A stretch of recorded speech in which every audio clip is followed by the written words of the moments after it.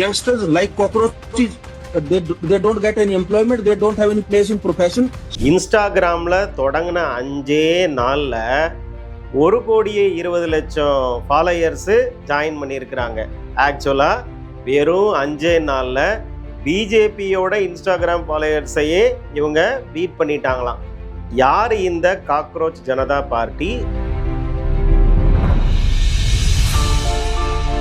24 மணி நேரத்தில் அபிஜித் திப்கே அப்படின்னு ஒரு ஆம் ஆத்மியில் சோசியல் மீடியாவிங்க பார்த்த ஒருத்தர், அது மட்டும் இல்லைங்க, இந்த கட்சி ஒரு தேர்தல் அறிக்கையை ரிலீஸ் பண்ணியிருக்கிறாங்க. அந்த தேர்தல் அறிக்கையில் 5 முக்கியமான பாயிண்ட்டை சொல்கிறாங்க.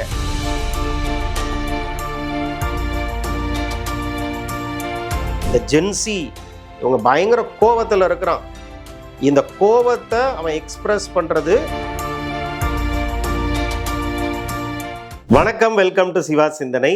காக்ரோச் ஜனதா பார்ட்டி இன்ஸ்டாகிராமில் தொடங்கின 5 நாளில் 1,20,00,000 ஃபாலோயர்ஸு ஜாயின் பண்ணியிருக்கிறாங்க. ஆக்சுவலாக வெறும் 5 நாளில் பிஜேபியோட இன்ஸ்டாகிராம் ஃபாலோயர்ஸையே இவங்க பீட் பண்ணிட்டாங்களாம். யார் இந்த காக்ரோச் ஜனதா பார்ட்டி? அது ஏன் இவ்வளவு தூரம் பாப்புலராக இந்த 4-5 நாளில் ஆகணும்?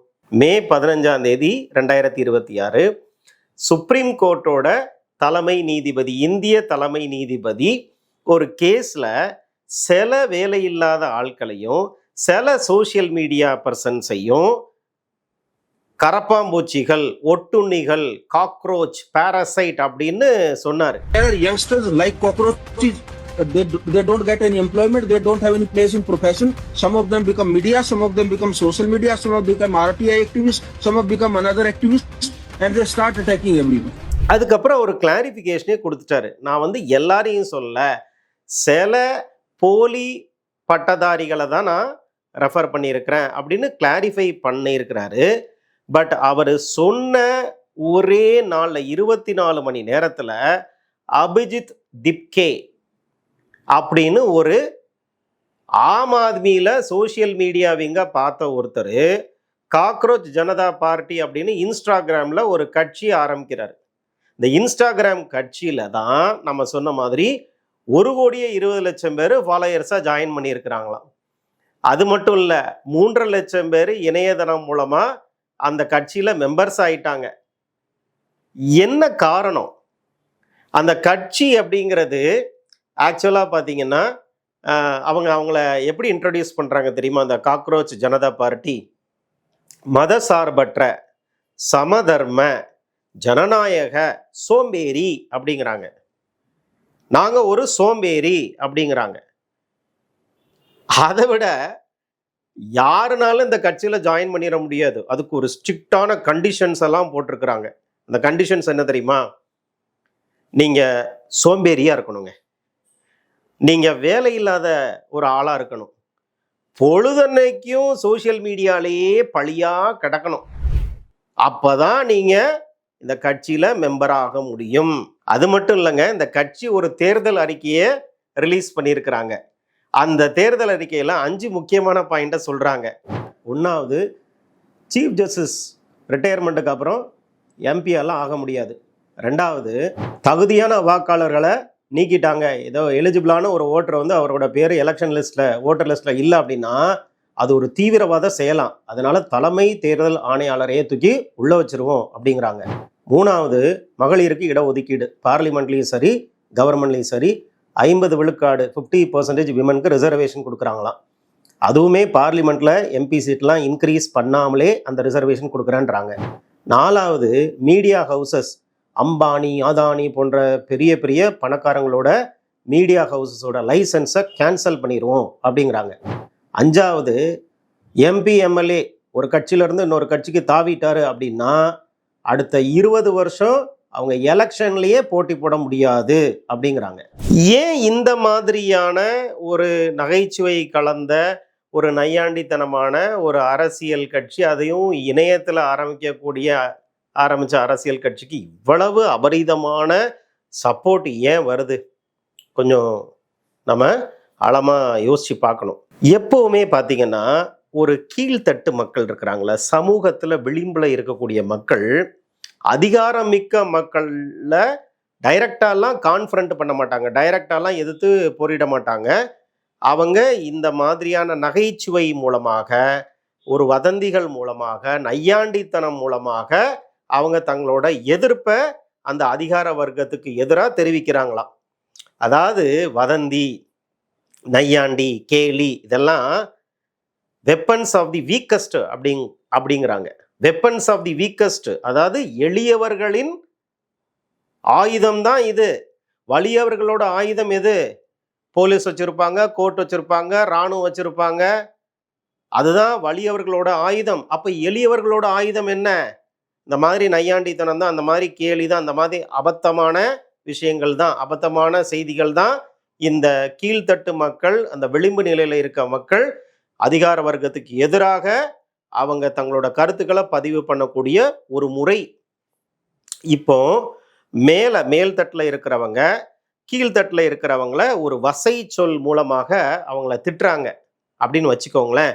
அந்த வசை சொல் அப்படிங்கிறது அது வந்து ஒரு பெரிய ஒரு டிஸ்டர்பன்ஸை ஒரு கீழ்த்தட்டில் உள்ள ஒருத்தருக்கு ஏற்படுத்தும். ஐயோ இவங்க இப்படி என்ன சொல்லிட்டாங்களே, ஒரு குற்ற உணர்ச்சி ஏற்படும். அப்போ என்ன பண்ணுவாங்கன்னா, அந்த குற்ற உணர்ச்சி வராமல் இருக்கிறதுக்காக இவங்க அந்த வசை சொல், அந்த பழி சொல்லையே ஒரு கௌரவமான சொல்லா மாத்திடுவாங்களாம். அப்போ அந்த ஹர்ட்ல இருந்து நான் தப்பிக்கணும், அந்த குற்ற உணர்ச்சியிலேருந்து நான் தப்பிக்கணும்னா என்ன பண்ணுவேன்னா, நீ சோம்பேறின்னு சொல்றல்ல, அதுதான் என்னோட அடையாளம். நீ சோம்பேறின்னு அதை நெகட்டிவாக சொல்ற, அந்த சோம்பேறிங்கிறது என்னோட பாசிட்டிவான என்னோட அடையாளம். அது அந்த அடையாளம்ங்கிறது எனக்கு ஒரு மகிழ்ச்சியை கொடுக்குதுன்றத மாதிரி நான் மாத்திட்டேன்னு வைங்களேன் மனதளவில். எனக்கு நீங்க சொல்ற அந்த சோம்பேறிங்கிற வார்த்தை எனக்கு ஹர்ட் பண்ணாதுங்க. பெப்பே கிரில்லோ அப்படின்னு ஒரு காமெடி நடிகர், இட்டாலியில் இருக்கக்கூடிய ஒரு காமெடி நடிகர். அவர் வந்து ஒரு இணையத்தில் ஒரு இயக்கத்தை, ஒரு நகைச்சுவை இயக்கத்தை ஆரம்பிக்கிறாரு.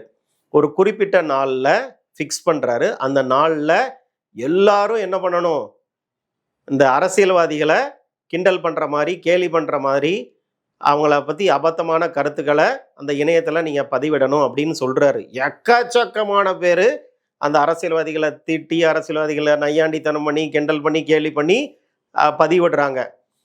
அந்த இணையத்தில் இருக்கக்கூடிய அந்த நகைச்சுவையான அந்த ஒரு இயக்கம் அப்படிங்கிறது பிற்காலத்தில் ஒரு அரசியல் கட்சியாக உருவெடுத்து, நம்பவே முடியலங்க, 2013 2018 தனி பெருங்கட்சியா எலெக்ஷன்ல ஜெயிச்சு ஆட்சியவே பிடிச்சாங்களாம். அப்போ ஏன் இந்த மாதிரியான ஒரு காமெடி, நையாண்டித்தனம் அப்படிங்கிறதுக்கு பெருவாரியான வரவேற்பு இருக்குது அப்படின்னு நம்ம யோசிக்கும் போது தான் தெரியுது. அதாவது மிகப்பெரிய அளவில் இளைஞர்கள் இன்னைக்கு வந்து பயங்கரமாக டிஸப்பாயிண்டடாக இருக்கிறாங்கங்க. ஒரு பக்கம் பார்த்தீங்கன்னா டெமோகிராஃபிக் டிவிடெண்ட் அப்படிங்கிறோம். 70 விழுக்காடு இந்திய மக்கள் வந்து 35 வயசுக்கு கீழே இருக்கிறாங்க. அதனால இந்தியா மிகப்பெரிய வல்லரசாக மாறப்போகுது. மனித வளத்தில் மிகப்பெரிய மேம்பாடு அடைஞ்ச ஒரு நாடாக இருக்குது. இந்தியா ஒரு பயங்கர டெவலப்டு கண்ட்ரியாக மாறுது. ஒரு பக்கம் மெட்ரோ ட்ரெயின் ஓடிக்கிட்டு இருக்குது, ஒரு பக்கம் புல்லட் ட்ரெயின் வரப்போகுது, ஏகப்பட்ட ஏர்போர்ட் ஆரம்பிச்சாச்சு, ஏகப்பட்ட சீ போர்ட் ஆரம்பிச்சாச்சு. அந்த மாதிரி எக்கச்சக்க வளர்ச்சிகளை இந்தியா வந்து இப்போ அடைஞ்சிட்டு இருக்குது. உலக அளவில் இந்தியா ஒரு டாப் மோஸ்ட் கண்ட்ரி அப்படிங்கிற ஒரு சைடு அப்படிங்கிறது ஒரு சைடான உண்மை. இன்னொரு சைடு பார்த்தீங்கன்னா, நிறைய லட்சக்கணக்கான இளைஞர்கள், கோடிக்கணக்கான இளைஞர்கள் அவங்க மிகப்பெரிய ஒரு பிரச்சனையில் இருக்கிறாங்க. அந்த பிரச்சனை தான் வேலை இல்லாத திண்டாட்டம். வேலையே இல்லை, வீட்டில் பிரச்சனை, வேலை இல்லாததுனால. அதனால இவங்க என்ன பண்ணுறாங்க, ஒரு மிகப்பெரிய ஒரு வருத்தத்தில் இருக்கிறாங்க, ஒரு மிகப்பெரிய ஒரு கொந்தளிப்பில் இருக்கிறாங்க, பயங்கர விரக்தியில் இருக்கிறாங்க, பயங்கர கோபத்தில் இருக்கிறாங்க. அப்போ அந்த கோபத்தை எக்ஸ்பிரஸ் பண்ணணும், அந்த கோபத்தை வெளிக்காட்டணும் அப்படிங்கிறதுக்காக தான் இந்த மாதிரி ஒரு காமெடியான ஒரு சில விஷயங்களை அவங்க கையில் எடுக்கிறாங்க.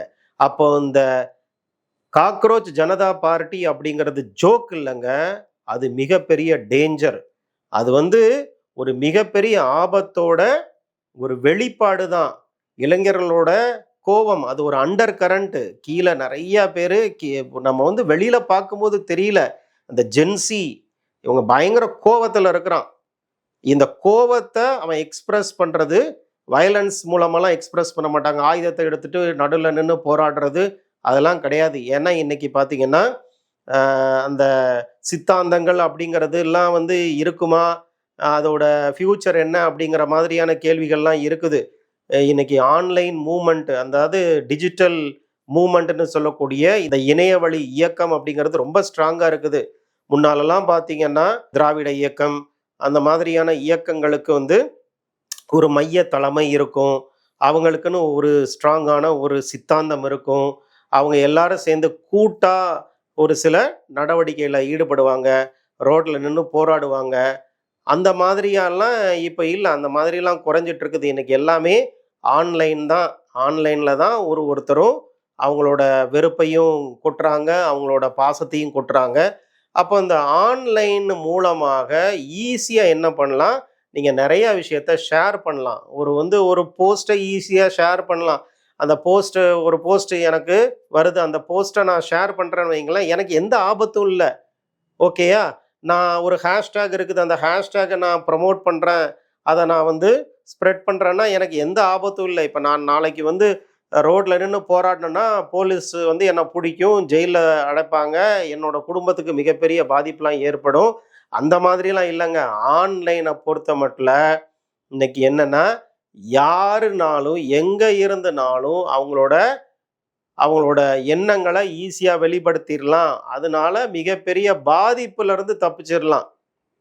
இப்போ பார்த்தீங்கன்னா திராவிட இயக்க போராட்டத்தில் லட்சக்கணக்கான இளைஞர்கள் அதில் பார்ட்டிசிபேட் பண்ணாங்க, ஜெயிலுக்கு போனாங்க, அவங்க பல மாதம் பல வருஷம் ஜெயிலில் இருந்தாங்க, மிகப்பெரிய அடக்குமுறையை அவங்க வந்து ஃபேஸ் பண்ணாங்க.